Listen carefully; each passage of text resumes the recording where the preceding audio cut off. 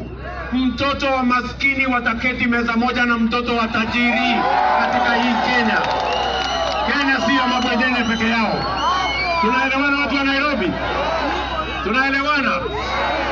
Mimi ninasema jambo la tatu, ni lazima tupunguze gharama ya maisha Kenya hii. Watu wengi wanalala njaa Kenya.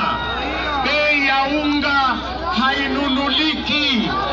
Gorogoro ile moja saa hizi inauzwa shilingi 200. Ni kweli ama si kweli?